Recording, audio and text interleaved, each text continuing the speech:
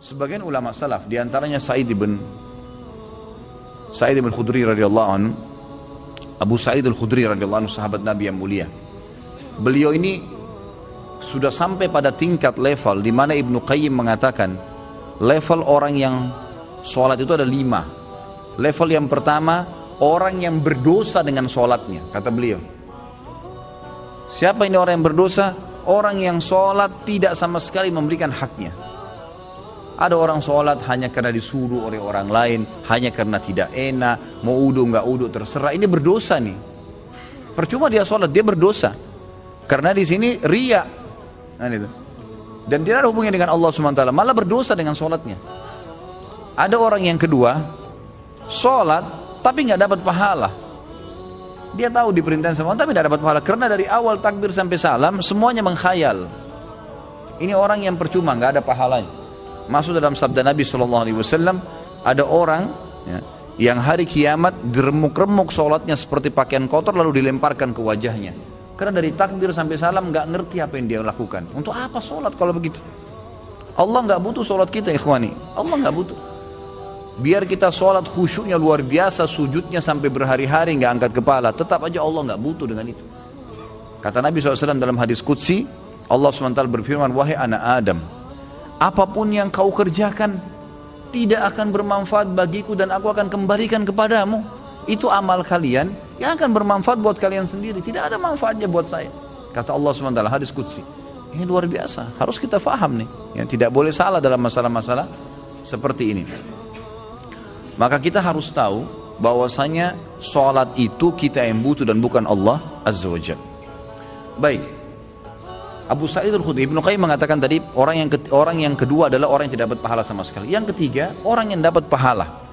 Dapat pahala, tapi pahalanya pas-pasan. Ini sesuai dengan sabda Nabi SAW. Ada orang yang sholat tidak akan mendapatkan kecuali setengah pahala sholatnya. Ada orang yang sholat tidak dapat kecuali 1/10 dari sholatnya. Jadi kecil, ada pahala tapi kecil. Lebih banyak menghayal daripada fokusnya. Yang keempat adalah orang yang sholat berusaha untuk fokus, gitu kan? Tetapi terkadang masih menghayal, masih terlintas. Maka ini lebih dominasi pahala yang dia dapatkan daripada hilangnya pahala. Karena kalau kita lagi baca Al-Quran atau kita lagi baca bacaan sholat, kemudian kita fokus, dapat konsentrasi, ikutin bacanya, dapat pahala terus per hurufnya, gitu kan? Pergerakan juga ada pahalanya. Tapi pada saat kita baca terus kita nggak sadar lagi menghayal, cuma lisan kita karena sudah terbiasa membaca jadi ngucapin kena rutinitas, itu nggak ada pahalanya, gitu kan? Itu nggak ada pahalanya. Orang yang keempat ini adalah golongan orang yang dapat mayoritas pahala sholatnya, tapi masih ada yang hilang. Bedanya tadi dengan orang yang ketiga, mayoritas pahalanya hilang, cuma sedikit yang didapatkan, gitu kan? Terbalik. Yang kelima ini yang luar biasa, orang yang sholat semuanya dari takbir sampai salam fokus. Bahkan kalau mereka sholat, mereka sudah lupa siapapun yang ada di sekitarnya. Mereka tidak perlu tahu tempat itu di mana mereka berada, sampai pada tingkat itu. Abu Sa'id al-Khudri radhiyallahu anhu dikatakan dalam riwayat dan masuk dalam poin yang kelima ini. Jadi bukan jangan Anda katakan oh susah orang kalau fokus sholat, itu nggak ada susahnya. Asal dia mau, dia tahu dulu nilainya kadar sholat itu. Abu Sa'id al-Khudri berkata radhiyallahu anhu, saya pernah disuruh oleh Nabi SAW menjaga pasukan di malam hari dan Nabi SAW sedang tidur bersama dengan pasukan.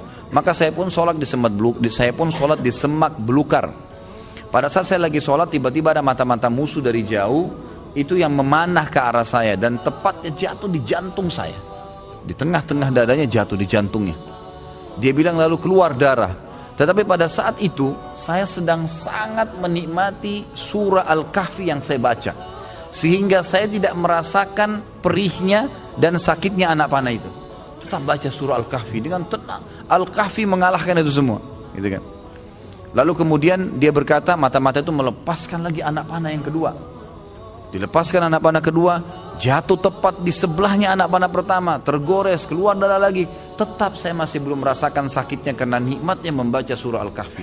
Sampai musuh itu melepaskan 9 atau 10 anak panah. Sasarannya semua hampir sama, di jantung. Dia bilang, kalau bukan karena saya khawatir, ini sudah mulai berat, ini 10 anak panah di dadanya. Dia bilang, kalau bukan saya khawatir saya terbunuh dengan anak panah selanjutnya, Kemudian Nabi SAW dan sahabat-sahabat yang lain akan dibunuh oleh musuh. Demi Allah saya akan selesaikan sholat saya dengan surah Al-Kahfi. Tapi karena saya khawatir itu maka dia ruku. Dia bilang waktu saya ruku, kemungkinan mata-mata itu tahu kalau saya manusia. Tadi dia ragu. Kemudian dia lari dan tidak jadi menyerang pasukan muslimin. Tapi saksi bahasan kita bukan masalah perangnya. Bagaimana Abu Sa'id Al-Khudri bisa fokus sampai tidak merasakan sakitnya anak panah. Coba nih teman-teman di sini kalau digigit nyamuk, ya, digigit nyamuk gimana tuh? Jangan kan digigit, baru suaranya sudah buyar semua konsentrasinya, gitu kan? Seseorang di antara sahabat dan tabi'in dinukil dalam buku-buku tentang khusyuan salat, kumbang datang menggigit, menyengat dahi mereka, berdarah, mereka nggak bergerak, seperti batang pohon yang kokoh. Luar biasa itu. Karena mereka tahu sama siapa mereka berhadapan, gitu kan? Dan memang ini sudah menjadi tradisi mereka ya. Bagaimana jikalau kita sholat tapi memikirkan level-level sholat seperti yang Pak Ustadz rincikan dengan pembahasan barusan, apa tetap dapat pahala? Level-level sholat apanya mesti dibayangkan? Enggak, fokus bacaan saja, enggak usah bayangkan yang lain. Alhamdulillahirrahmanirrahim, fokus ucapan diucapkan, telinga kita mendengar, mata kita dibuka lihat tempat sujud, udah renungi maknanya. Kalau nggak ngerti maknanya, maka kita ikutin bacaannya. Alhamdulillahirrahmanirrahim, kita dengar dengan kuping kita, gitu kan? Ar-Rahmanir-Rahim kita dengar. Masa kalau dengar musik bisa konsentrasi, dengar Quran tidak bisa, gitu ya? Jadi gitu, seperti itulah. Jadi nggak usah bayangin apa-apa, nggak usah bayangin apa-apa. Tadi ada yang bayangin kambing sama ayam apa segala, nggak perlu, gitu. Apakah level-level tipe sholat tersebut berkorelasi dengan level-level dosa yang telah kita lakukan? Dalam artian level 5 itu dosanya sedikit. Iya tentu saja. Karena itu memang ada hadis Nabi SAW. Ya. Jadi dosa itu bisa menghambat rezeki dan bisa menghilangkan atau mengurangi konsentrasi kepada Allah SWT. Malasnya kita ibadah justru karena adanya dosa. Salah satunya. Maka coba perbanyak istighfar. Saya punya pengalaman pribadi, pernah saya belajar waktu saya masih SMA kelas 3 di kota Madinah pada waktu itu tahun 1993. Kemudian saya di masjid kampus lagi menghafal materi balaghah. Memang agak sulit waktu itu materinya. Saya coba hafal nggak bisa, lupa terus. Saya juga kalau sholat, gitu kan, sering kadang-kadang tidak konsentrasi, lebih banyak menghayalnya. Subhanallah, ada teman dekat saya, Dr. Muhammad namanya. Sekarang baru selesaikan S3-nya doktornya.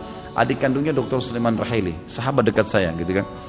Maka beliau datang ke saya dan mau mengajar. Waktu itu beliau tingkat 2 kuliah di kuliah hadis, ngajar saya. Sebelum buka buku balaghah itu, saya dari asar nih sudah baca nggak faham-faham. Dari habis duhur malah. Pulang dari kelas ujian saya baca sampai menjelang isya belum faham. Habis isya dia datang ngajar saya. Terus saya tanya, akhi, apa sih sebenarnya penyebabnya? Saya kalau sholat nggak konsentrasi, baca buku nggak bisa hafal-hafal. Dia ucapin kalimat subhanallah menyentuh saya. Dia bilang, mungkin kamu masih punya dosa. Padahal waktu itu saya masih kelas 3 SMA.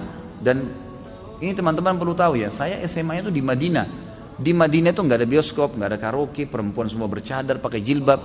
Hiburan kami itu dulu kampus, Masjid Nabawi, gitu kan. Kalaupun kita masuk ke mall, ke pasar-pasar, nggak ada musik, beli kebutuhan, kemudian pulang ke kampus. Nggak ada celah yang kita katakan ada dosa kayak di Indonesia. Orang yang masya Allah SMA-nya di sini luar biasa kemana-mana. Tapi itu saja masih cukup membuat saya tidak bisa khusyuk gitu. Lalu dia bilang, coba akhi, ente istighfar kepada Allah SWT, kemudian coba sholat. Ya, dengan mungkin tujuan dia waktu itu mengajak untuk sholat taubat ya. Ada hadis Nabi SAW riwayat Abu Daud dengan sanad hasan. Tidak ada seorang hamba yang berbuat dosa kemudian dia berwudu lalu dia sholat 2 rakaat lalu dia beristighfar kecuali Allah ampuni dosanya. Maka saya astagfirullah wa atubu ilaih, saya berdiri, saya sholat waktu itu 2 rakaat menghadap kiblat. Subhanallah, begitu saya salam, ini pengalaman pribadi, begitu saya salam, saya belajar dengan dia setengah jam buku itu saya fahami. Setengah jam buku itu saya faham. Bahkan saya hafal hal-hal yang tidak saya hafal sebelumnya, yang sudah mungkin 6 jam saya belajar, gitu kan. Subhanallah. Saya jadikan patokan, ternyata memang dosa bisa jadi penghambat itu. Maka makin pekah, makin dekat dengan Allah SWT, maka makin berpengaruh kehusyuan tentunya.